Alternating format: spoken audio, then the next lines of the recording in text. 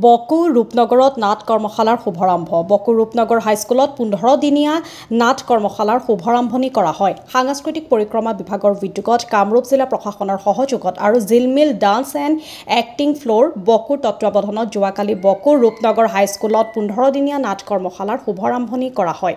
উক্ত কৰ্মশালাত উপস্থিত থাকে বকো সাংস্কৃতিক সঞ্চালকৰ ভাৰপ্ৰাপ্ত সাংস্কৃতিক বিষয়া অনুজ বৰুৱা, ৰূপনগৰ হাইস্কুল সহ শিক্ষয়িত্ৰী মৰমী দাস, হিমাচল নাট্য বিদ্যালয়ৰ প্ৰশিক্ষণপ্ৰাপ্ত ভাস্কৰ গোস্বামী, কৰ্মশালাৰ তত্ত্বাৱধায়ক মনোজ কুমাৰ দাস প্ৰমুখ্যে কেইবাগৰাকীও অভিজ্ঞ ব্যক্তি। কৰ্মশালাখনি শুভাৰম্ভ কৰে বকো সাংস্কৃতিক সঞ্চালকৰ ভাৰপ্ৰাপ্ত সাংস্কৃতিক বিষয়া অনুজ বৰুৱা দেৱে।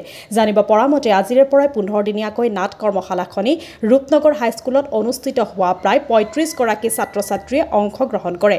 15 দিনীয়া কৰ্মশালাখনিৰ মুখ্য প্ৰশিক্ষক হিচাপে থাকিব হিমাচল নাট্য বিদ্যালয়ৰ প্ৰশিক্ষকপ্ৰাপ্ত ভাস্কৰ গোস্বামী আৰু সহযোগী প্ৰশিক্ষক হিচাপে থাকিব নাট্যকৰ্মী যতীন ৰাভা। বকুৰ প্ৰধানমন্ত্ৰী মিডিয়া ৰিপৰ্ট নিভাজ অসম লাইভ। স্নাতক ডিগ্ৰীধাৰী তেখেত সুশিক্ষিত, তেখেতে যথেষ্ট কাম কৰি আছে অসমত। গতিকে মই ভাবোঁ যে এই 15 দিনত তোমালোকে তেওঁৰ পৰা যথেষ্টখিনি নাটকৰ বিষয়ত জ্ঞান, নাটক বুলি ক'লে অকল অভিনয় নাটক